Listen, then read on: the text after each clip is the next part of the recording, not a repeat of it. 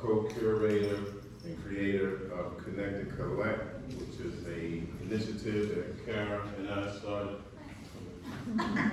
back with some research in 2018, speaking to a lot of people from different walks of life on how to engage like we are now in art and help elevate art and culture here in Baltimore and the reputation of Baltimore through art and culture. And here's Kara over. Oh, one more thing. This initiative is funded by the Ronald W. Deutsch Foundation, and all the research we did started in 2018 also.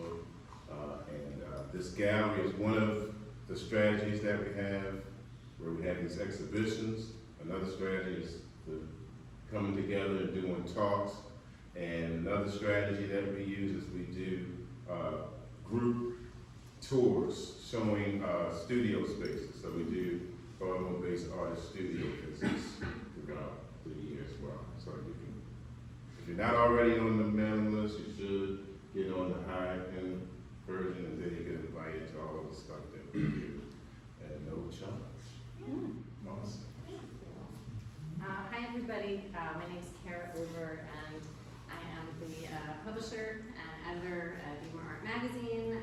It started out as an online publication, so if you are familiar with us, BmoreArt.com publishes original content 6 or 7 times a week, and it has a very robust online calendar of events, and that publication came out of the belief that the art in Baltimore is really good, and we wanted it to be easier for people to show up and support. So in 2015, we launched our first print journal that has continued twice a year. So our most recent issue of the BmoreArt print journal is this one. So this is issue 17. It came out in May, and it is available via our website. It's available via subscriptions and bookshops, but for guests who join us for these events, we just put them out and hope you take them home with us, at home with you. I have way too many of these in my house. So these are designed to help people learn more about the high quality art that's happening in the city. And in 2020, Jeffrey and I, with support from the Deutsch Foundation, moved into this building. So the foundation is located upstairs, and they fund a number of different arts-related projects and initiatives. And the question that Jeffrey and I wanted to answer was, how do we build a market for the art that is made in Baltimore? Because there are a number of artists that are being collected by institutions and serious collectors across the country and across the world. And what Jeffrey and I found out in our research, which was essentially action research, talking to people, visiting collectors' homes, talking to museums, and figuring out how and why they collect, was that people were aware that there was really high quality art being made here, but they didn't know how to acquire it. They didn't know or understand that, they didn't understand that when you purchase a piece of art, you're essentially investing in an artist's career, and when you invest in art that is made by an artist in your city, those dollars, stay, and they are reinvested in an ecosystem, and they sort of like exponentially multiply. So one of our strategies, obviously, is publications, and we were able to produce our first ever full-length book last year. So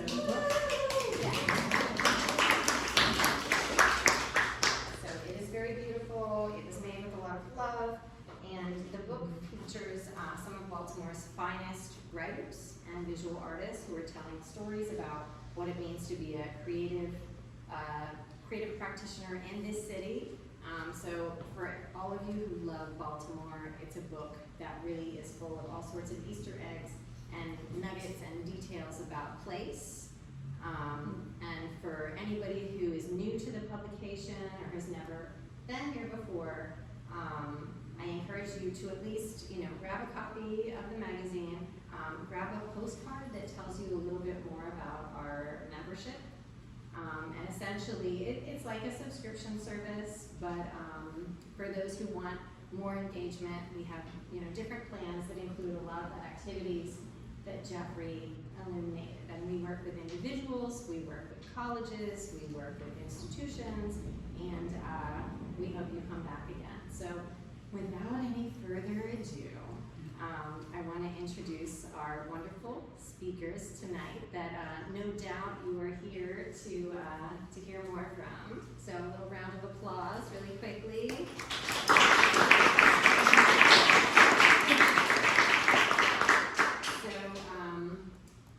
We have Susan Magsamen. Did I say that correctly? In my brain it sounds different, so it was helpful to hear you say it. So Susan has written this fantastic book about neuroaesthetics that has become a bestseller.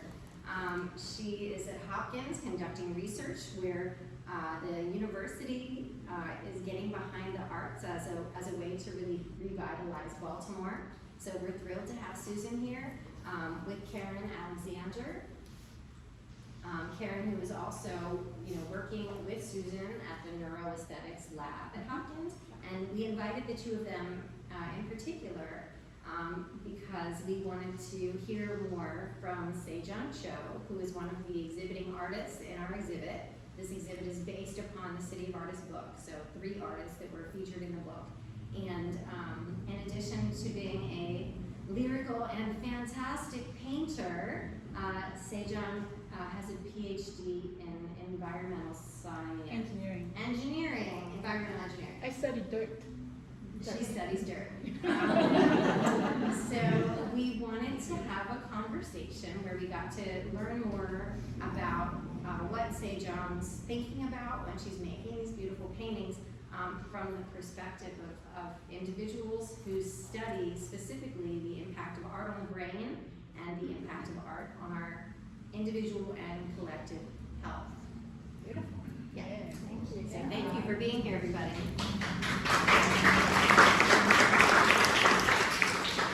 I feel like I'm just as an audience for this because when I paint, I think about why I paint and what drives me to paint. So it would be good to have a conversation with you guys to learn more about myself. And Susan and I were so pleased to be able to meet you through this process. Yes.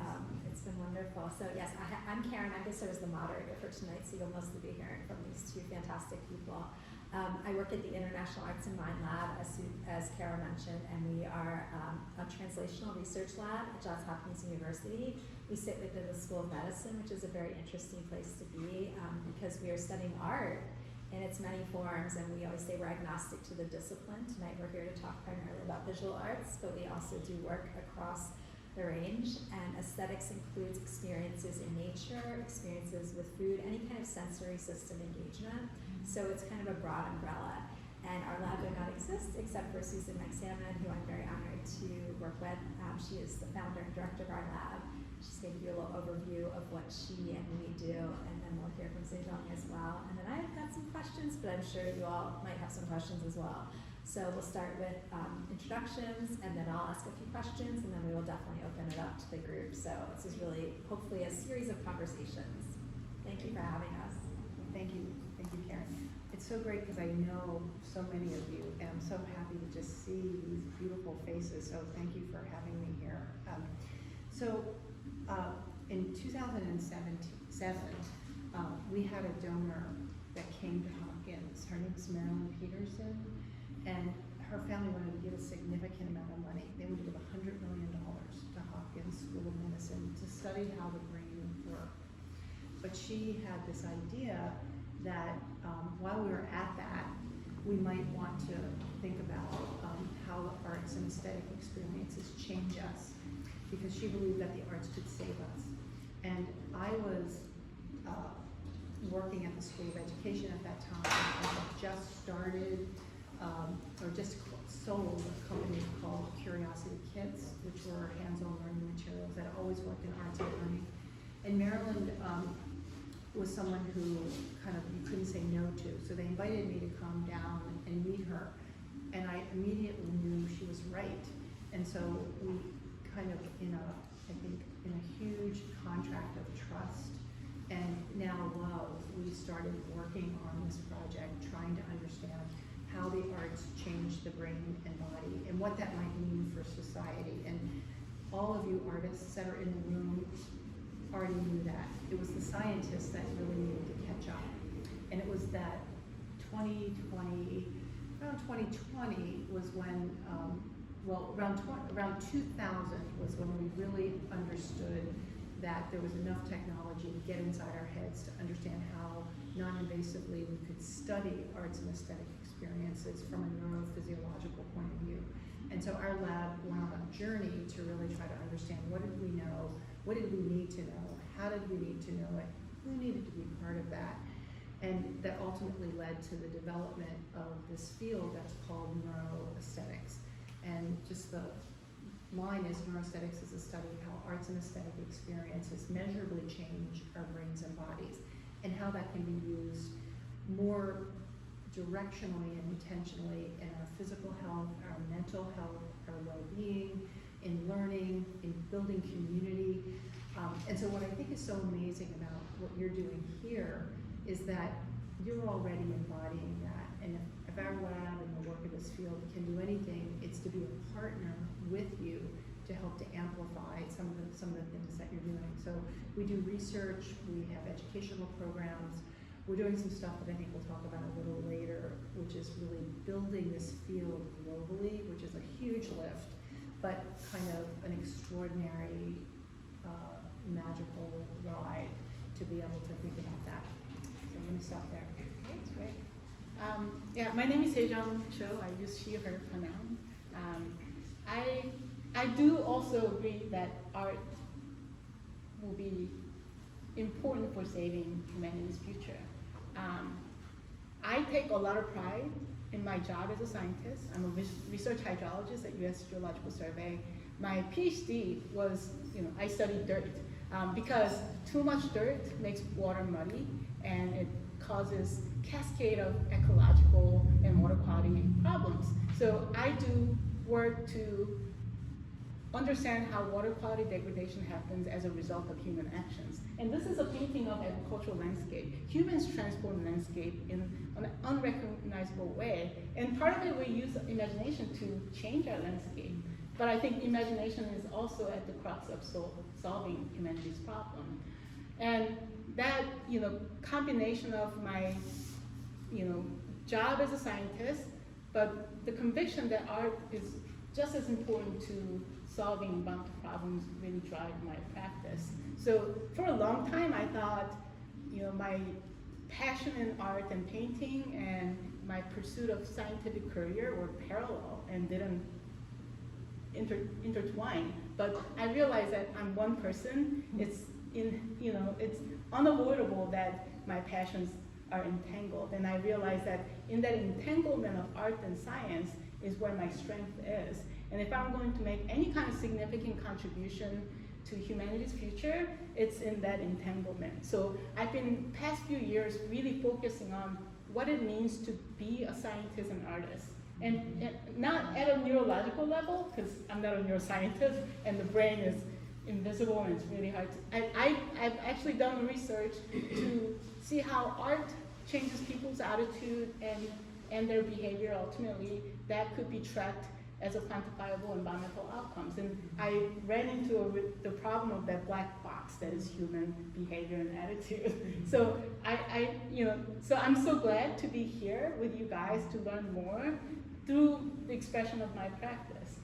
You make a great point, because I think we all think you have to pick a lane, right? You're a scientist, you're an artist, you're an engineer, you're a lawyer, but creativity and imagination are essential to any field, yet we kind of say, well, if you're not good at it as an artist, you don't bring that forward. So we shut down when we're in third grade because we're not getting the benefit of people saying you're good at something.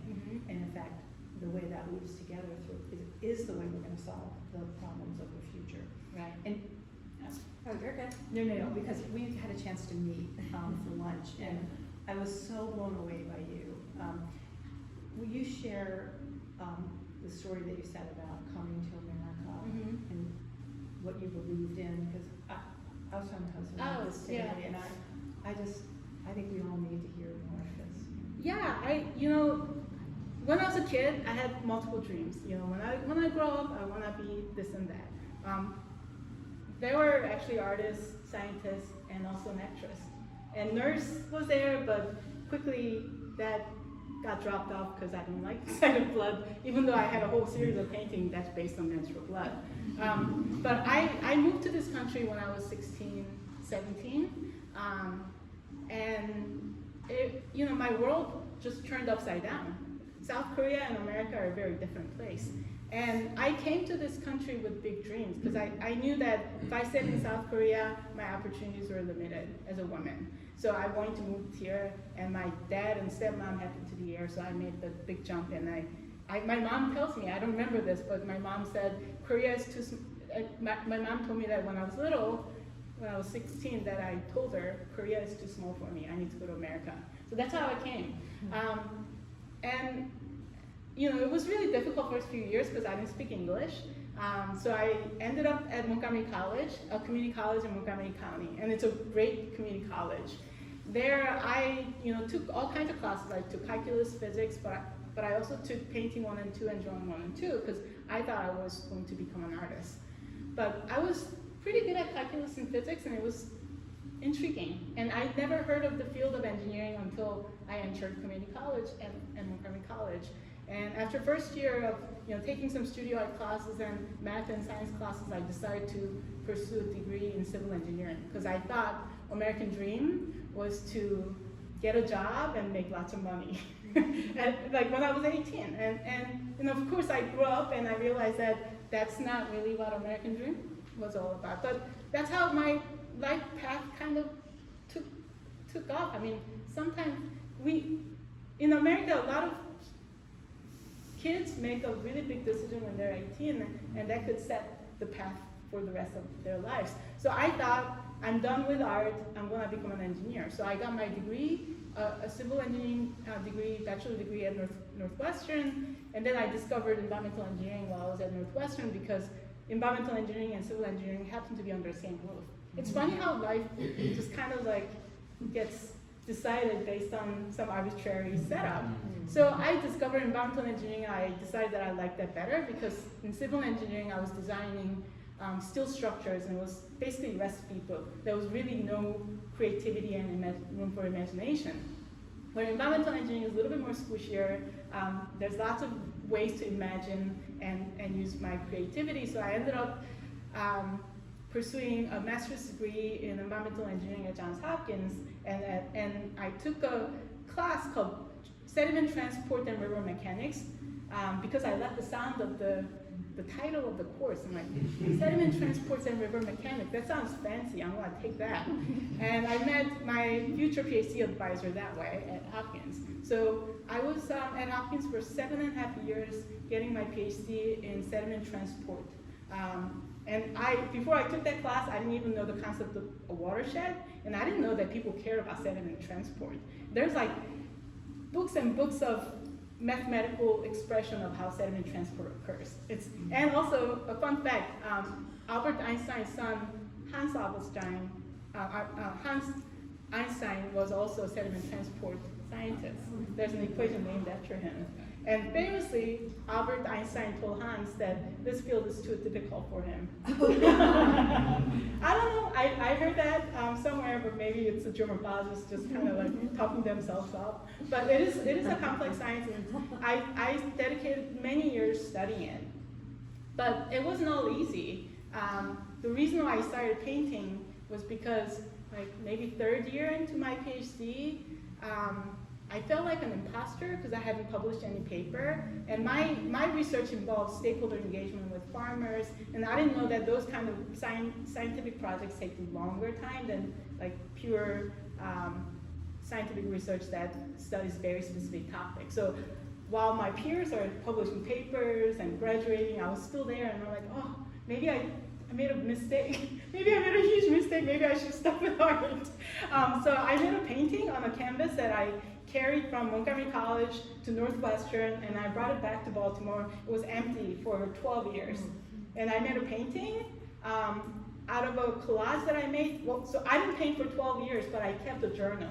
and I did collages. I was talking to Laura Jabol about making collages and how like I'll make collages and make a room for writing, like a platform for writing, because it's really hard to write on a blank piece of paper. I'll make collages. So I just like had this book that I kept for 12 years, and it's like, it's the most dense sketchbook that you will ever see, because it's collages and paintings and drawings all mixed in. So I arbitrarily chose a content from my book and I made a painting. And I finished it and it felt really good to finish something, and I got hooked. And that was 10 years ago. And like here I am, like anything in life, you spend a lot of time, you get better at it, and I see my paintings and I'm like, I've gotten better over the years. So that's my story of how I started painting. But I think I was able to finish my PhD because I started painting. Because painting taught me the incremental nature of progress. Because when you first start painting or sculpture, it looks like shit. It's just like you just keep adding colors. That's a scientific term. Yeah, it looks like shit. And then like you keep working on it, and the reason why you keep working on it is because you believe in yourself.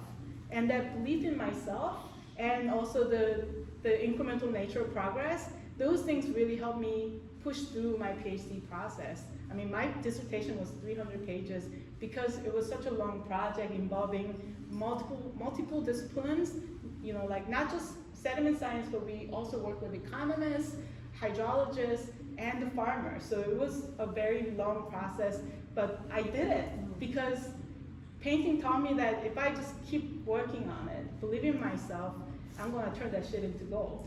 Yes. And you can roll that back. Yeah. You can roll that back all the way to early childhood and using art to really help to build resiliency and help to build self-identity and help to build motor skill and help to connect all these different physiological and emotional systems, right? And changes your brain. And changes your brain, Yeah. changes your body, changes how you show up in the world.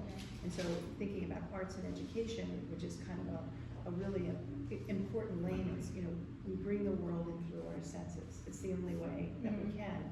And when you are doing that, you're creating these synaptic connections, and these neurons at a very young age, from the time you're born, are connecting, right? So you're creating strong neural pathways when you're engaging in these experiences. And the downstream of that is enormous for aging, for memory, for executive function, for all of these things that are so important for us that you think about older in life, even decision making. Yeah. And so, I think your story is so amazing because, you kind of figured it out as you were going, like, oh, I need to make art. I need to keep doing that because I don't feel well. We're seeing that now with college students, and where there's a lot of anxiety, there's a lot of stress, there's a lot of pressure.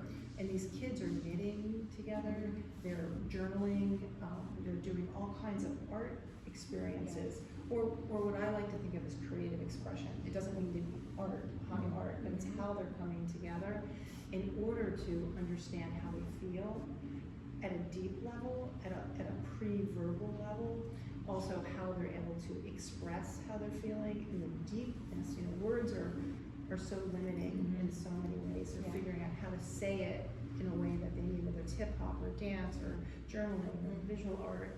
And they're also able to then connect with the other. And so we need social connection, and we need to figure out how to share ourselves. And all of that, I think you illustrate so beautifully in the way that you came into making art and sharing. And I have to say one thing about dirt is that, dirt is, somebody said to me recently, gardening is the slowest art form. But dirt has so many microbes in it, right? And this whole idea of photosynthesis and all the things that happen in nature is also thinking about planetary health and the way we are not separate from nature. Yeah. And I think your work starts to show this intersection between nature and nurture and humanity in a really way that we can kind of understand that we're all part of an interconnected system. Yeah, you said that really beautifully because I think about that a lot, especially when I'm tackling issues regarding environmental changes, climate change, environmental degradation. you know, I dedicated over 10 years of life trying to address water quality problem that's caused by intensive agriculture, because we have so many people, we have to feed them, and one way to do it is industrial agriculture. It's a decision that people made, and I was talking to somebody here. One of my favorite essay is by William Cronon, who's an environmental historian. He wrote an essay called Against Wilderness, and just trying to trace back our cultural disposition towards nature. We have this attitude that somehow nature and man, women, people are two separate entities. That the culture created this kind of dichotomy. So I feel like scientists can come up with solutions, but if we're not going to change our attitude towards nature and environment, we're not going to solve them. And I'm not sure what the exact solution is to address and resolve this dichotomy of nature versus human, but I know by intuition, art has something to do with it. But I think scientists and artists, like natural scientists, social scientists, humanities scholar, writers, visual artists, all need to work together. I'm not sure what the space is, but there's a lot of different experiments happening in Baltimore and elsewhere. I have an upcoming show at a place called Crow's Nest. It's kind of an incubator for environmental art. So that's one example. I have a show coming up at Culture with a few other artists. We got a great fund a few years ago to form an environmental art science collective, because I know deep down, I think I just need some way to engage thinkers of different disciplines. Because I have my way of thinking, and it's limited. I know it's limited. So in order to really broaden my perspective and contribute, I need to talk to other people. Well, and if you broaden the lens to think about what art is, and it's a creative expression, and you think about, well, is there, what do musicians have to say? What do dancers have to say? What do hip hop artists have to say? What do people that are cooking, that are making food have to say? What do gardening have to say? And you start to bring those different voices together to design for solutions. You get, and across all ages too. That's the other thing. All ages, all cultures, all ways of knowing, because we all have these answers that come very differently. And I think the other thing that weaves through that is nature and green spaces, and how we know that green spaces lower gun violence, they lower street violence, they lower cortisol. There's a higher quality of life when you are in a green space, or even when you're just looking up at the sky, creating parabolic images of animals. We know that dopamine and serotonin and all of these different neurochemicals come out. So I always think of this work as these aesthetic arts experience. And by the way, many cultures, indigenous cultures, don't have a word for art because it's how they live their lives. And so we've so commodified and segmented and said, oh, you're doing art over here, but like we are arting together right now, right? We're in a space with art. We have a certain kind of light. It's an aesthetic experience. We're feeling each other's energy. We are in harmony in a way, right? But when you start to put those things together in service of humanity, you start to be able to come up with solutions that you could never have envisioned. Right, And that's solutions that consider so many factors than you did before. from others. Right. So like when I was first thinking about environmental issues, I was only thinking about natural processes. But when you think about like the density of trees, the benefits of natural spaces, that gets into environmental justice issues too. So we bring in social scientists. I think it's really important to look at the problem from a comprehensive perspective so that we can come up with a solution that serves broadest population, not just certain segment of And population. it could be there's this really great guy in Chicago. He started something called the Sweetwater Foundation, and it's a It's an urban farm in the middle of South Side of Chicago. It's like 10 acres, and it was totally white. And he brought in soil, community members got together, they started building this extraordinary place where they have art, they make food, they make music, they grow all kinds of things, they can food, they're feeding this neighborhood. It's really extraordinary. And I said to him one day, his name's Emmanuel Pratt, he's a MacArthur Genius winner, took his money, plowed it all in, and I said, you know, this is so great, how are you going to scale this? And he was like, you know, Susan, it's not always about scaling. It's really about, we're a knob, we're like a node in a system. And small is beautiful, that's his term, small is beautiful. But when there's another sort of node and another node, and people learn from each other, and then you connect those nodes, that's scaling. And I think that's what you're doing here too. You're creating these nodes that when you connect them, you're not trying to just, you know, build a franchise. And there's something about what we think about in systems change and catharsis and real catalysts for change in a city like Baltimore, where there's so much talent, and it's really unleashing it and activating it and allowing people to know about it, that I think, you know, we don't have to be the only answer. And some of you probably have done visual teaching strategies. Is that a familiar term? Have you heard of that? I don't know about it though. Well, let me, your work would be amazing. So this is just an example of, there's a guy, turn of the 2000s, named Samir Zeki, who, neuroscientist, studied beauty.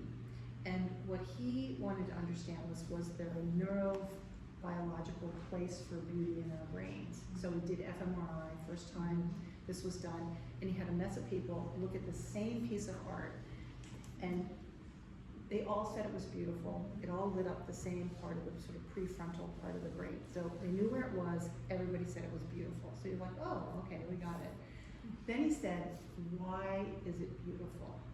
And everybody had a different reason for why it was beautiful, from where they came from, what they knew, you know, what their lived experiences were. And so this idea that beauty is in the beholder, we don't really honor that and or understand it. So we looked at one of your paintings, visual teaching strategies is, you look at a piece of painting, you all look at it, and we say, and it's no judgment, it's just, what do you see? What do you see? And we go around the room and we say, you know, I say, you know, I see these very interesting sort of squiggles in the water, and somebody else says, oh, well, I see quilt in the background. You know, we could do this, we could go all around, and we would learn from each other in really extraordinary ways that we would never do ourselves. And Doreen's probably used this process. And then you say, well, what else do you see? Because there's so much more to see. The average amount of time somebody looks at a painting is 3 seconds in a museum.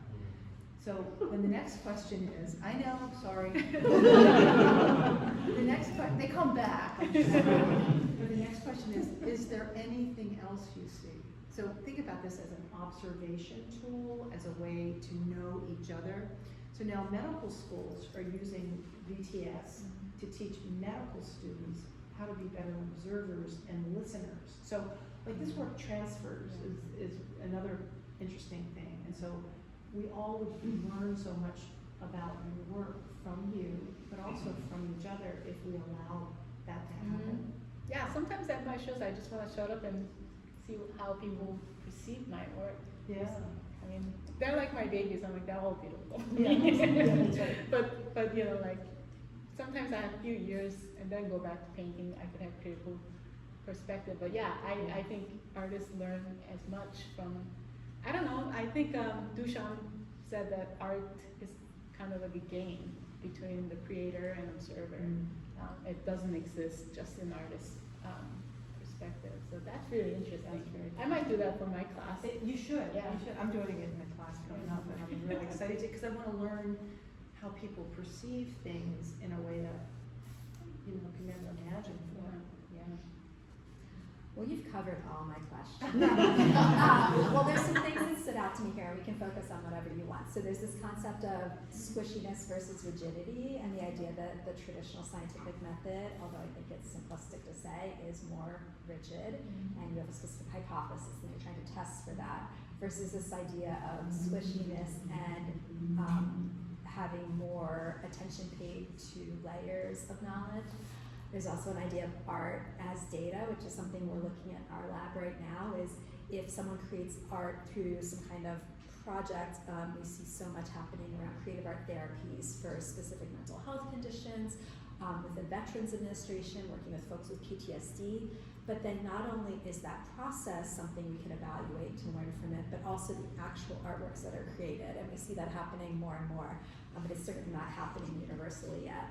And then the third thing that stood out to me is this concept of community, which is something that, again, we certainly look at our lab. And I always tell folks we're really lucky because our lab is in some ways studying things very broadly, but also able to do deep dives into individual subjects. And something that right now we're really focused on is having young people use the arts to address the myriad challenges that, I mean, most of us are facing, whether we're young or not, but certainly looking specifically at how could young people co-develop a study with us, so that it's not just saying, we'd like your opinions, which is certainly valuable, and qualitative research has done lots of things around focus groups, but also how can young people actually help us contribute to the study design, so that hopefully that adds an extra layer of both the community building that you're talking about, involving young people with arts, and also, as Susan mentioned when we're talking about students, both at Hopkins and elsewhere, how do we help people understand, especially in more of these STEM-driven fields,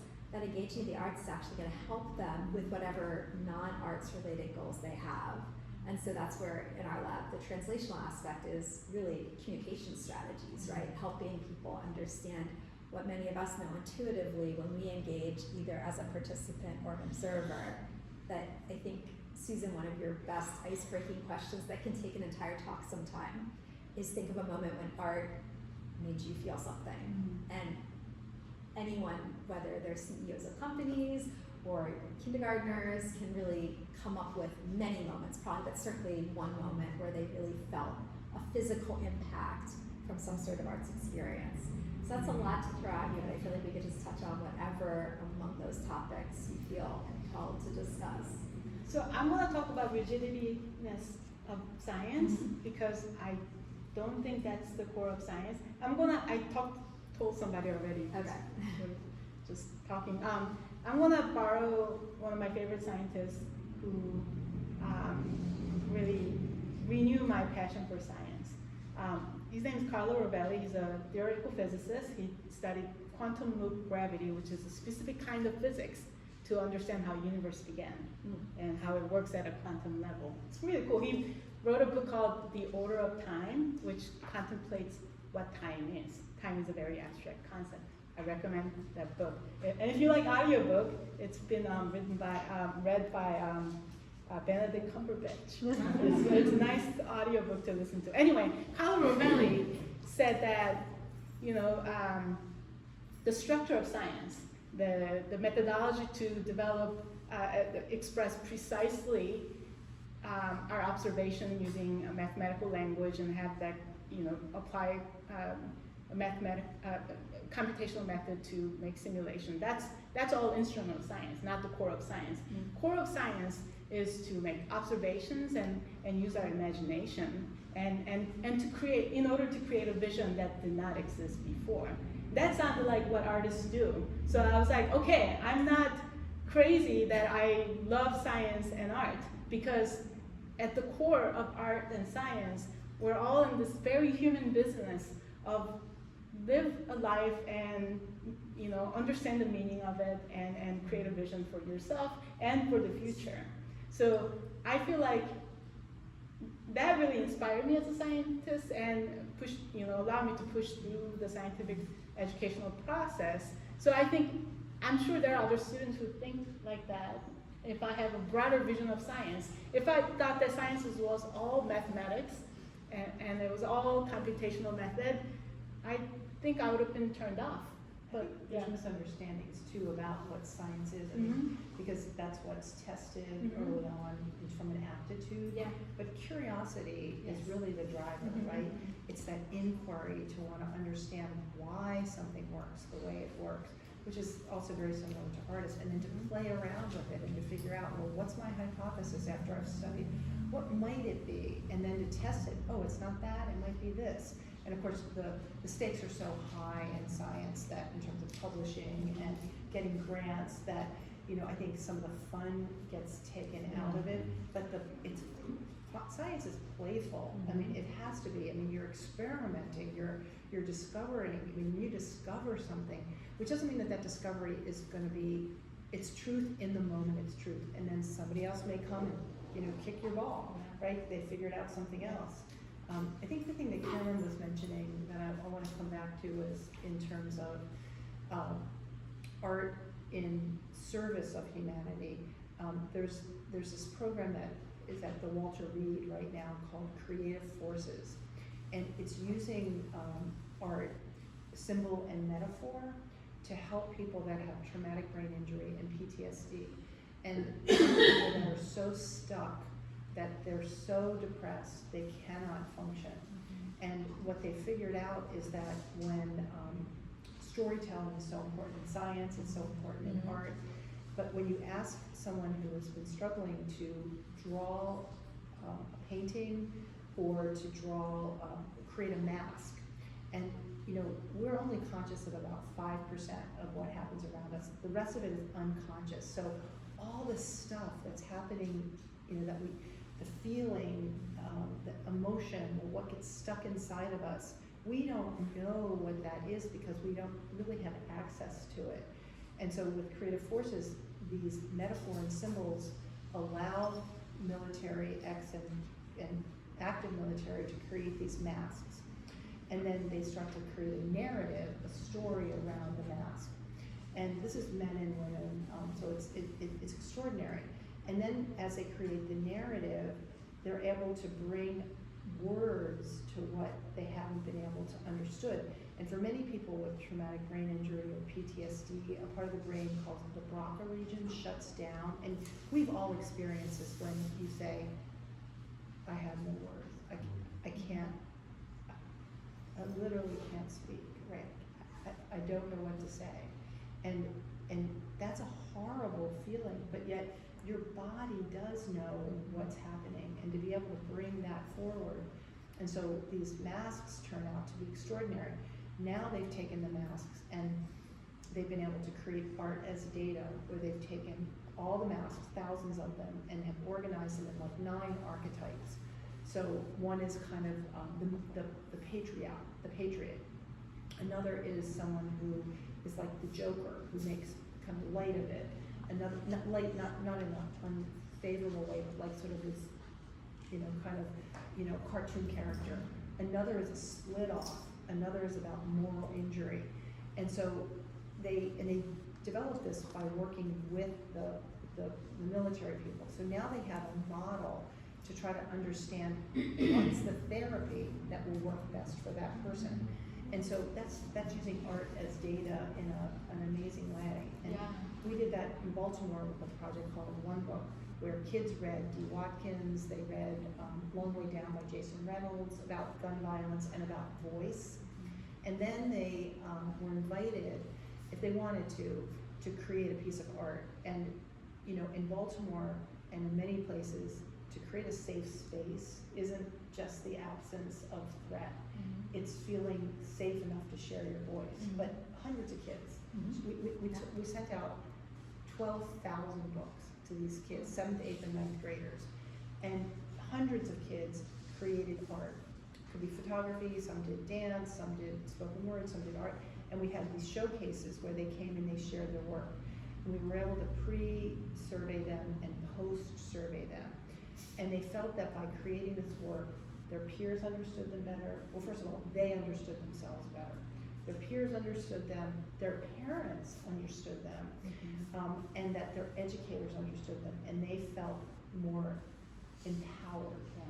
And I think empowerment is something that in a community where you feel so afraid, so disenfranchised, so, you know, emasculated in some ways, so afraid to feel empowered is not a little thing. And that's all by just reading a book Yeah, and making a piece of art. And not everybody even made the piece of art. So I think there's a lot that we can, as we learn, that we can use in really powerful ways.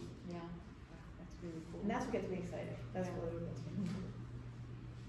I have more questions, but I think we can also just open it up and I'll save mine in case we don't have enough. And I'm also not sure how we're doing on time. I'm guessing we have some time. Does anyone have anything they'd like to ask?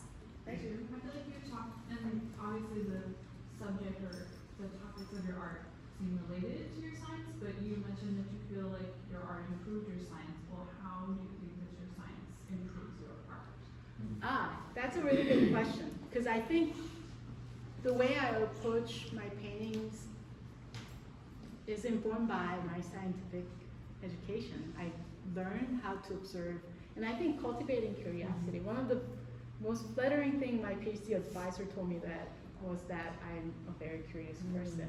At the time, I was like, what are you talking about? But now, like, after hearing you, I'm like, my curiosity was at the core. But I think that curiosity came through the scientific education because I was learning, forced to make observations and think critically about why the landscape behaved the way it does. And that informed the kind of topics that I paint, but also the way I paint. I have an engineering degree, so I'm very organized. And I work with acrylic, which dries really fast, but I figure out how to make the paint to blend, which is to pre-mix colors.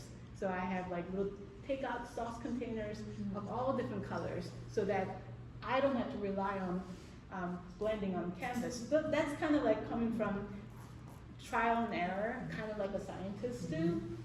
So I came up with a specific techniques of painting, and I think that was really influenced by my engineering education.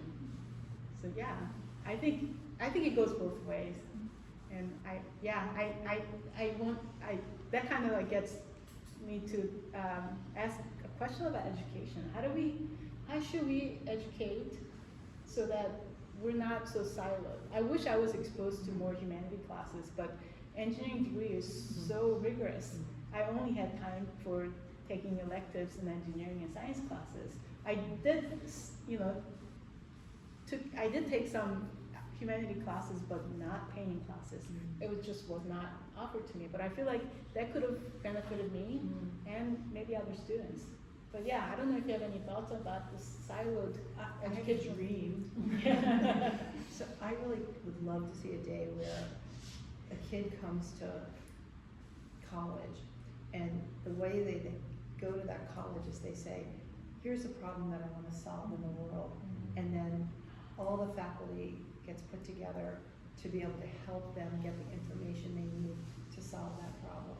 And I feel like that would be the way that we think about education.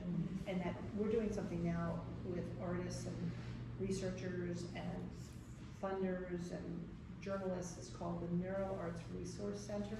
And it's where any artist, any arts practitioner, any healthcare worker, any educator who has a question, how could painting help with executive function? How could dance help with Parkinson's? Is there somebody that I can meet with?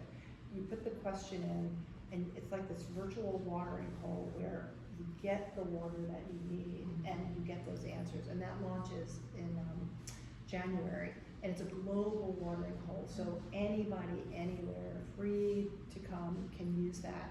And I feel like we need more silo-less places where we're really about, I think of it as solution science.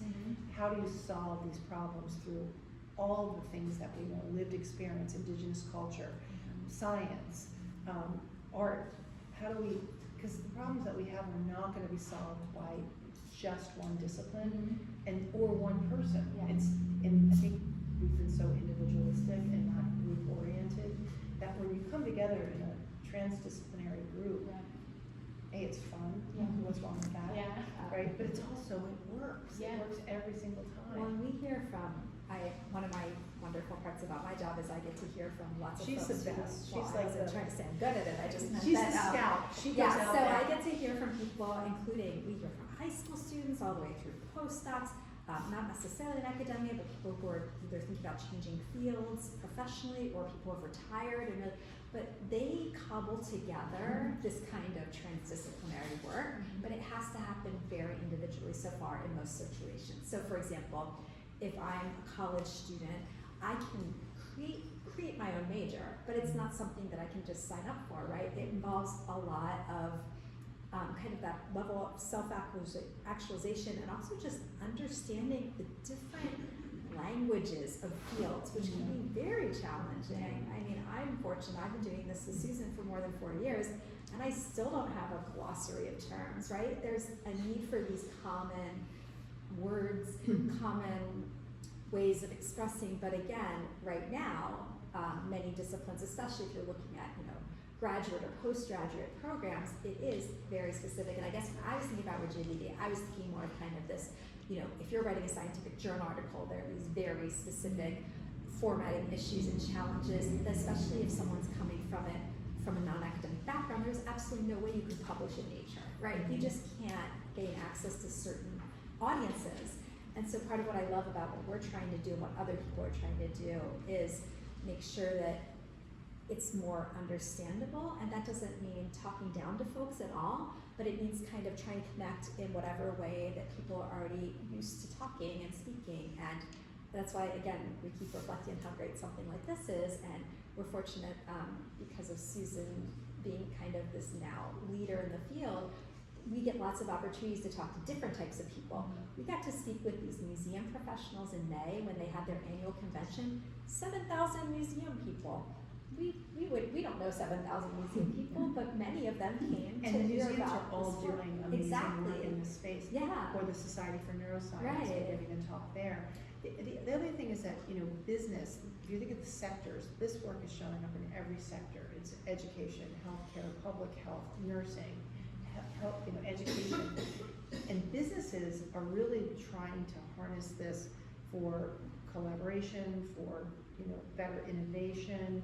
And so there's, and all these businesses have been asking for people to be more creative, better problem solvers, think out of the box, yet school isn't training people for the jobs. And so we're getting an opportunity to have conversations about that. And we're also having conversations about economic analyses. So it turns out when you offer singing to people with dementia, there's a 3-to-1 return on the investment to what it costs. When you offer it to a patient, their family, and the caregiver, it's worth in this country just to 30% of people that have Alzheimer's about $5 billion a year in savings.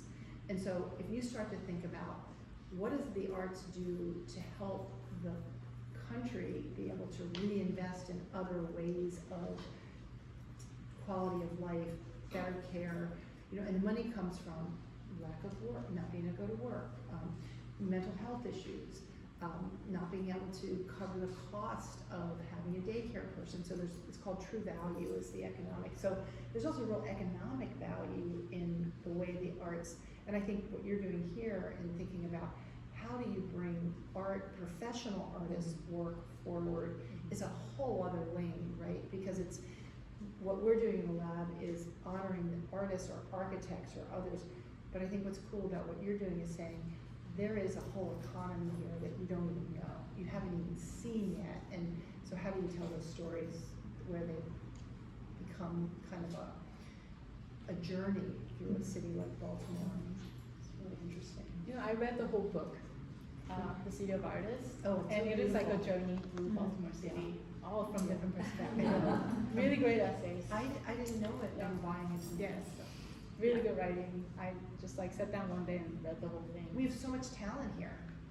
So much so talent. many, so many creative individuals. Amazing. Yeah. Yeah. Okay, I saw you, I'm sure there's others, but let's start with your question. So, I can remember when I was little, I found a box that was my grandmother's, a shoe box. and inside it had knitting needles and a tatting shuttle, and I taught myself how to do this. So I always had that creativity in there, but how do you think the curiosity translates into creativity? There's got to be some kind of mechanism that bridges that curiosity and says, oh, I can be creative as well. Yeah. Well, I mean, mine was through trial and error, and I'm probably spend more time just trying and failing and learning from failure and trying again.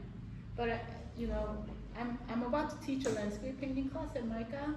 I've never taught an art class before, and I might tell students like, you don't have to go to art school to become a painter. Look at me. But what I can offer is I can tell them my experience of being an artist, so they could bypass all these mistakes that I made, so they could be more efficient in translating their curiosity towards more creative process. That's what I think. But Well, you know, I think of curiosity as the fuel, like what's behind the next mountain, what's around the corner. It's the driver, it's the fuel, and we learn it. We're born curious, right? We actually sort of knock it out of kids. You know, the why question is being asked less because busy families and who are so transactional, so stressed, don't have time to answer the why question. Like, why is this? And fix it, let's figure out how to make this work. But, you know, curiosity is something that is really seen to be more prefrontal, you know, part of the front of the brain. And there's a part of the brain called the default mode network. And it's the part of the brain where you mind wander, you daydream, you make patterns, you do that kind of work, that kind of, what do I think, what do I know, how do I figure this out? And because we're so busy and we often don't stop to literally smell the roses, take a walk, that part of the brain only comes online when you are quiet, when you're not bringing the world in 150 miles an hour. And so, and that's when creativity really starts to kick in, when we start to go, I have an idea. In the shower, does anybody get the best idea in the shower? Or in the car, right? Or when you just take a walk and you go, oh, like I'm always writing, I call them Lulu scraps, because I'm always writing down these crazy ass ideas. And then I go back and I go, that made a lot of sense. Yeah. But we have to give ourselves time to be creative. I was born in a family of makers, and I learned knitting, you know, repetitive action, crochet, embroider, and what I learned only later on was that skill gets you through a lot of, you know, hard times too, you know, where you start to find out that it isn't just creativity, it's picking up stitches and stitching your life together. So it isn't one thing, and flow is the other thing, right? You know, if we get going on something and all of a sudden you're like, you realize, for me it's collaging, right? You know, it's like if you get going and you realize time stands still, we need those times to be able to just know nothing. It's not even escape. I think it's, people thought that escape or distraction as being a bad thing. It means that you can take time to lower your cognitive load, to lower your cortisol, so that you can come back into the world. And we don't give ourselves time for that. daydreaming. Do you learn from looking at other artwork as well? I know, Sure. you know, I've been a seamstress my entire life, and my eldest daughter is a ballerina. So when she was growing up, we would have people from San Francisco Ballet and New York City Ballet come and bring their own costumes. The first thing I would do is flip them up and look at their insides and figure out how the heck those things were made. Yeah. And so I don't know, you know, have you learned from the greats? I mean, is that, or is it more trial and error? I get inspired by going to museums. I have a notebook just specifically for museums. It's my number 3 notebook. Just sketches of what other artists did. And just, I don't know, I get inspired by those work that I know it took a long time, kind of like knitting, it, you know, a lot of painstaking activity. Those things inspire me, but I'm not sure, not by subject matter. I get inspired by just, I know this thing took a long time. Let's see how this artist did it. But it's everywhere. yeah. It's all around you. If you open up your, I call it aesthetic mindset. If you're curious, if you are interested in playful exploration, if you allow your senses to really open up, like what's the temperature in this room? What do the lights feel like? What am I smelling? You do that, and then the other thing is making and beholding. When you start to put yourself in the line of making and beholding, your life just changes, and it changes in amazing ways. And I think we don't allow. We exercise, we sleep, we get good sleep, we care about nutrition. We don't talk about our aesthetic mindset. We don't even act like it's a value, and that's one more thing I'll say is that we pay for what we value. And I don't think as a culture, as a society, we value what we're talking about here tonight enough to make investments in it in the way that they need to be made for schools, for our communities, for education. And so I think that's why this work is so important, because it you know, look, the machines are coming in and they have sensors, but we have senses. And so if we don't use our senses and we don't amplify humanity, what do we have? And I think COVID taught us that we need each other more than anything. So I feel like we're learning some really big lessons right now about what it means to be our fullest human selves. And I think it's pretty darn exciting. Yeah. Well, let me add to that. So you talked about like looking at the inside of the costume to see how it's made. I think of painting as problem solving. Maybe that's an engineer in me talking. So yeah, I mean, like, how do I paint something that I have in my mind and make it as I envision? I think that's a very problem solving aspect of it. And for the machine, artificial intelligence, I know people are scared of it, but I think it's really a representation of who we are. The machines are kind of a mirror image of us, and what artificial intelligence can generate is bounded by the domain of human invention. You know, the new problem-solving strategy, that's something that only human brain can do, not AI, because AI is only going to solve problems from looking at previous ways of solving problems, not a new way of solving problems. Yeah, so that reminded me, because I think about that a lot, like what do we do with AI and problem solving? Yeah, but you got Kara, you got the page open for my I was my excited interpretation. by your question because you were asking about other artists who influence Se Jong, and I think it's a very natural thing for contemporary living artists to be inspired by the art of the past. So like when I saw this painting behind her to the right, I was like, oh, you've been looking at David Hockney. And so instead of a beautiful gay man diving into a pool, it is instead a red cage fungus. Yes. Yes, and then in the book, Doreen Bolter actually wrote the essay that is paired with Se Jong's work.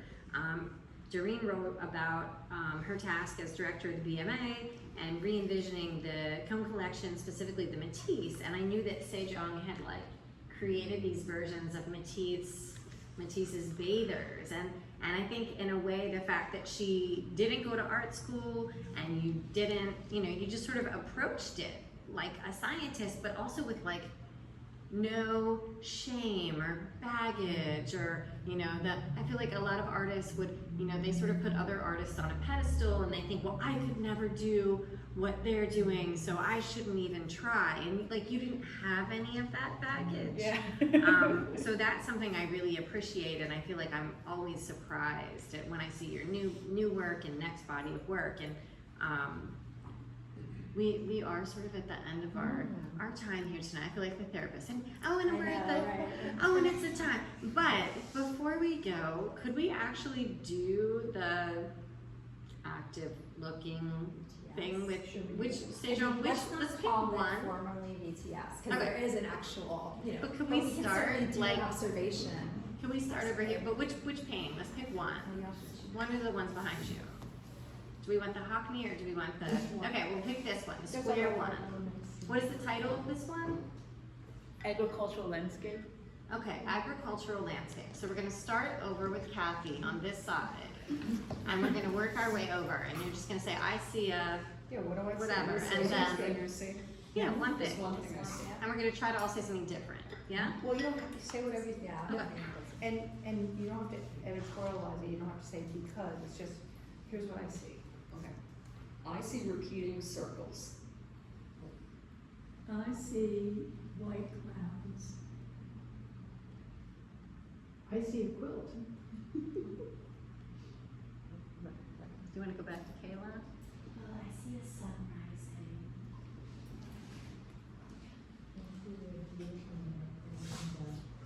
A view from an airplane window. Yes, I see like fields, but adjacent fields of different crops. I see slices of watermelon. I see a floating platform.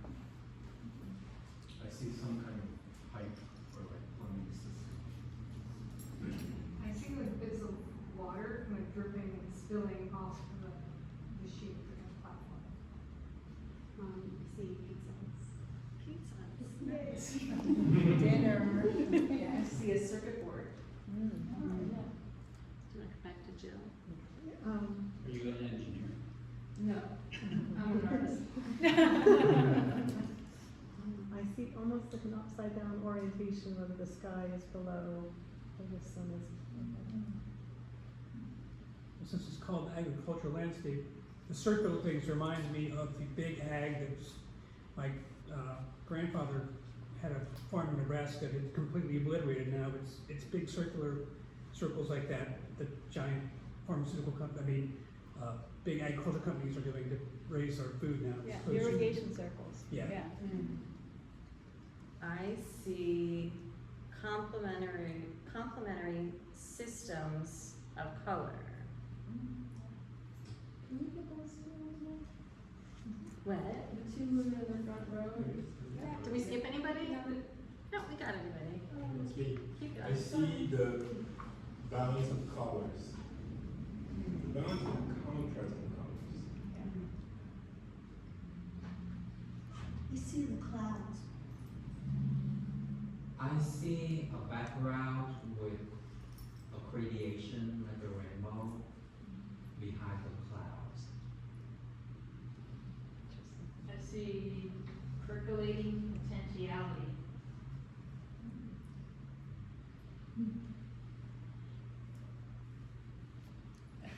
Yeah. Can't see lollipops.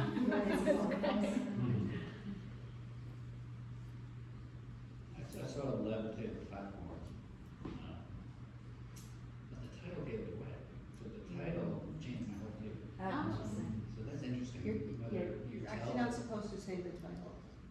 Sorry, I asked But just so you guys want to do it. Next time. I would say that's important because now I see crop circles Right, and right. the view from the airplane and Yeah.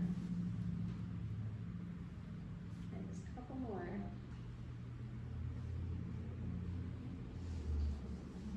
I see a whole dialogue. It's not one thing. I can't focus on this one.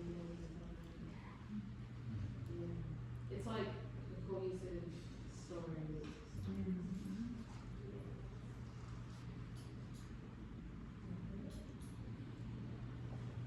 I see the atmosphere, the light, which feels very luminous and hazy, and then the light on the plane feels very clear and crisp.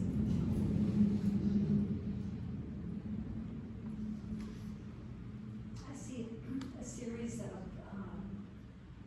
orange and blue straws that are the most mysterious part of the whole composition. Yes. I see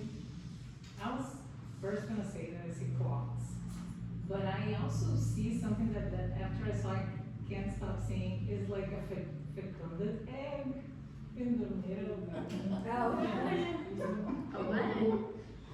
It's like an embryo, maybe. It's like a Oh. egg or would be eating or something. Yeah. That's really cool. I see the sun. The very top. I see the straws too, because I don't know why I painted them. And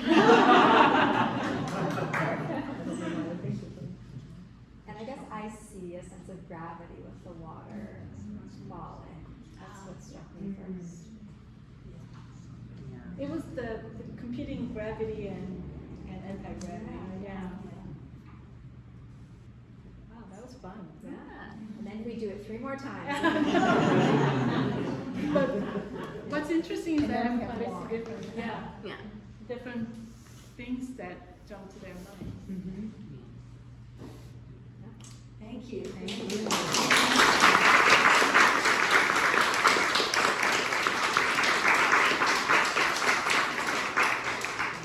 Thanks everybody for being with us. There are more drinks, more books, and if you want to take a periodical with you, please feel free. We hope you come back again.